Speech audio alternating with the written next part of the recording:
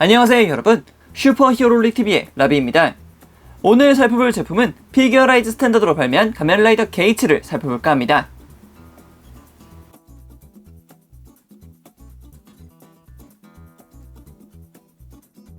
먼저 게이츠의 박스아트부터 살펴볼까 합니다.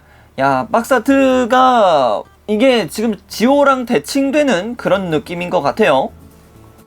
이제 이쪽이 지오의 박스아트였는데 게이츠가 그냥 지오를 살짝 바라보는 듯한 그런 느낌이 들기도 하지만 뭔가 이 박스아트를 이어지게 해놨으면 좀 더 좋았을 거라고 저는 개인적으로 생각을 합니다.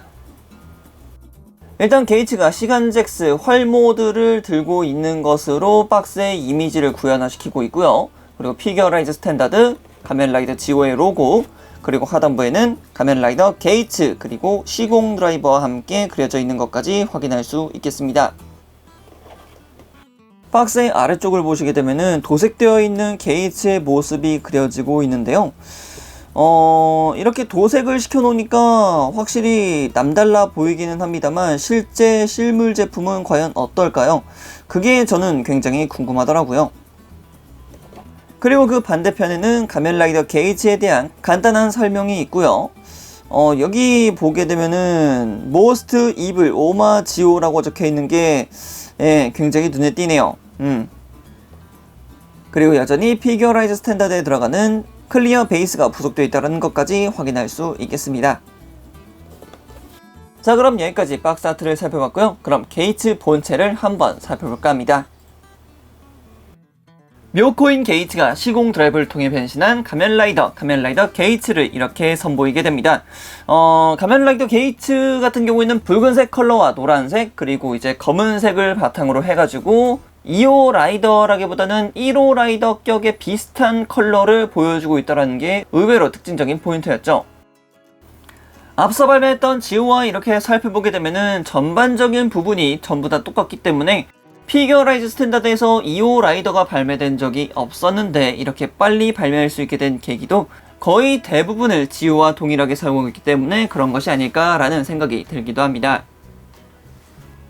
이렇게 놓고만 보더라도 어깨 장갑, 그리고 가슴 중앙에 있는 시계줄 부분, 그리고 얼굴의 디테일만 제외한다면은 거의 동일하다라는 것을 확인할 수가 있겠습니다. 대신 이제 색상과 이제 특징적인 부분들만 제외한다면은 그쵸, 완전히 그냥 가면라이더 지오 플레이어 2 버전이라고도 말씀드릴 수 있을 것 같기도 하고요. 그나마 이번 게이츠에서 정말 독창적이라고 부를 수 있는 부분이 이 시계줄 부분인데요. 시계줄 부분이 되게 뭐라 해야 될까요?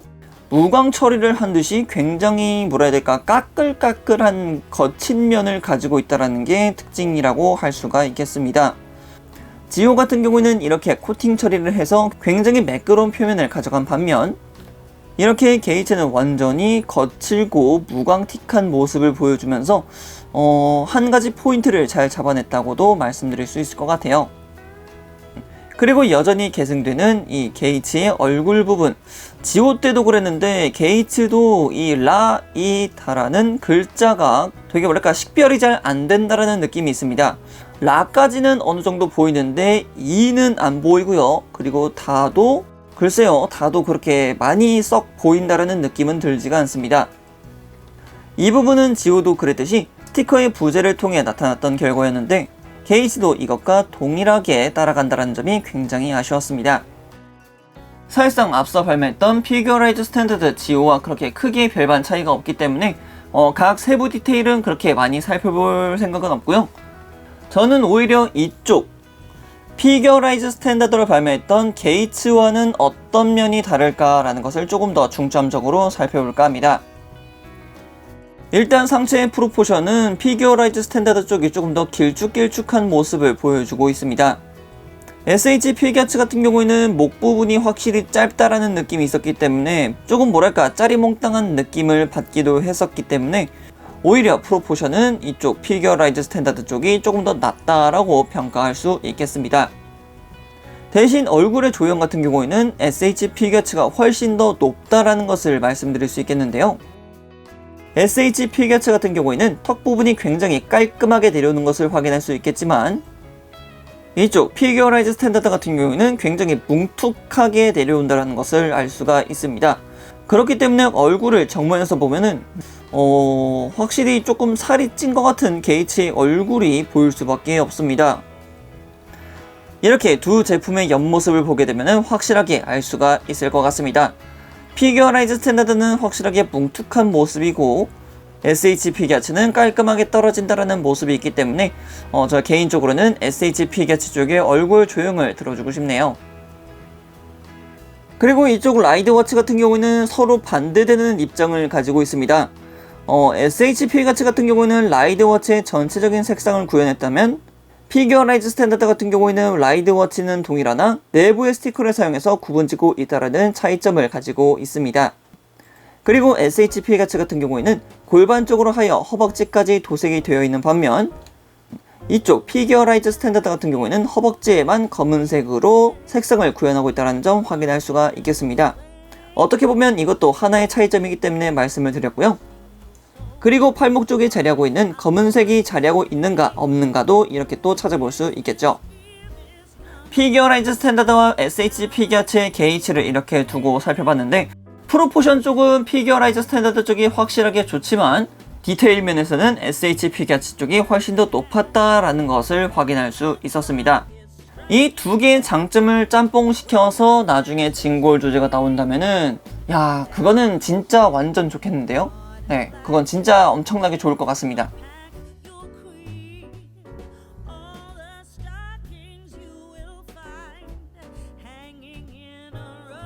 자, 다음은 게이츠의 무장을 살펴볼까 합니다. 첫 번째 무장은 역시 시간 잭스의 도끼 모드입니다. 도끼 모드, oh no 라고 적혀있는 우리 도끼 모드가 보여지고 있는데요. 검은색 통짜 파츠로 되어 있었습니다. 그저 파츠를 좌우로 결합시킨 뒤에 이런 식으로 스티커를 붙여서 구현시키고 있다는 점이죠. 그래도 나름 디테일은 잘 살려놓은 모습이 보이고 있습니다. 특히 이렇게 라이드워치 슬롯 부분에는 카멘이라는 로고가 박혀있기도 하고요. 뒤쪽을 보시더라도 디테일이 굉장히 상당하다라는 것을 확인할 수 있었습니다. 그럼 도끼의 날이 펼쳐져 있는 유미 활 모드는 어떨까요? 유미 하고서 등장하는 우리의 활 모드입니다. 활 모드도 어떻게 보면은 앞서 살펴봤던 도끼 모드와 그렇게 크게 별반 다르지는 않습니다. 디테일도 나쁘지 않고 유미라고 하는 것도 스티커로 구현을 시켜놨고 뒷부분에도 이런 식으로 스티커로 붉은색을 구현시켜놔서 심심하지 않은 형태로 모습을 보여주고 있습니다. 자, 그럼 이렇게까지 해서 게이츠의 무장에 대해서 살펴보았습니다.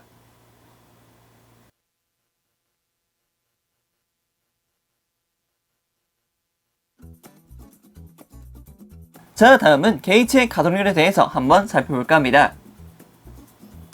먼저 목 가동을 살펴볼까 합니다. 목 가동 같은 경우에는 거의 장애물 없이 180도 휙휙 돌아가는 모습 확인할 수 있겠고요. 목은 아래로도 그리고 목을 위로도 크게 들어줄 수 있기 때문에 가동에 있어서는 그렇게 크게 문제가 될 것 같지는 않습니다. 그리고 어깨는 어깨 장갑이 따로 이런 식으로 가동을 하고요. 이렇게 가동한 상태에서 팔을 쭉 펴주면은 거의 90도 이상으로 벌려지는 것을 확인할 수가 있겠습니다. 어깨 파츠 같은 경우에는 볼 조인트를 사용하고 있고 내부에 또 다른 관절이 있기 때문에 앞으로 이런 식으로 살짝 빼내줄 수 있다는 점도 확인하시면 될 것 같고요. 팔 자체가 180도 회전을 하기 때문에 이런 점을 참고하셔서 액션 포인트를 잡아주시는 것도 좋을 것 같고 팔꿈치 같은 경우에는 단일 관절이지만 90도 이상으로 꺾이는 모습 확인할 수 있겠습니다. 그리고 손목은 볼 관절이기 때문에 이런 식으로 휙휙 돌려줄 수도 있고 살짝 빼내서 각도를 조절해 줄 수도 있기 때문에 이런 부분을 잘 사용하시는 것도 꽤 좋은 방법이라 생각이 됩니다. 그리고 가슴 가동은 이쪽 상체 하나 그리고 허리 가동이 따로 있기 때문에 상체와 허리가 동일하게 움직이면은 크게 가동할 수 있다는 점을 확인할 수가 있겠고요. 그리고 고관절 같은 경우에는 아래로 내려오는 축관절 기믹이 있기 때문에 옆으로 굉장히 크게 벌어질 수도 있고 앞으로도 크게 올라가는 모습 그리고 뒤쪽으로도 굉장히 많이 올라가는 모습 확인할 수가 있겠고요.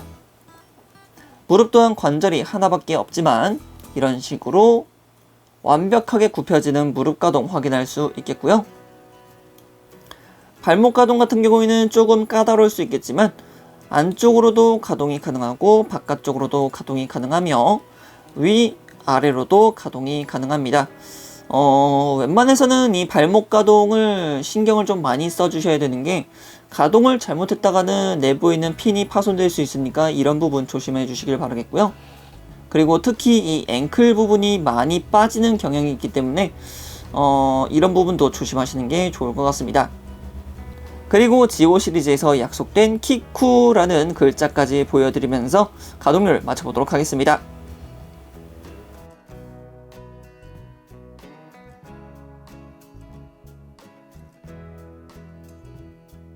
자, 다음은 부속품을 살펴볼까 합니다.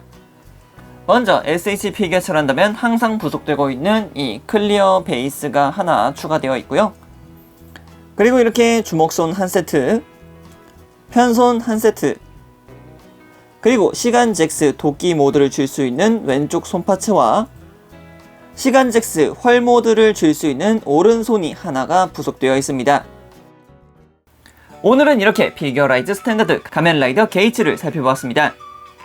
이전에 발매했던 지오와 상당 부분이 같기 때문에 피규어라이즈 스탠다드로 빠르게 접할 수 있었지만 여전히 얼굴에 있는 라이더의 글자는 정확히 보이지 않았고 더불어 얼굴의 조형까지 매우 아쉬웠기 때문에 지오보다 더 아쉬웠던 제품이었다고 생각되네요. 그럼 여기까지 라비였습니다. 다음에 또 다른 제품을 가지고 찾아뵙도록 하겠고요. 그럼 그때까지 여러분 안녕!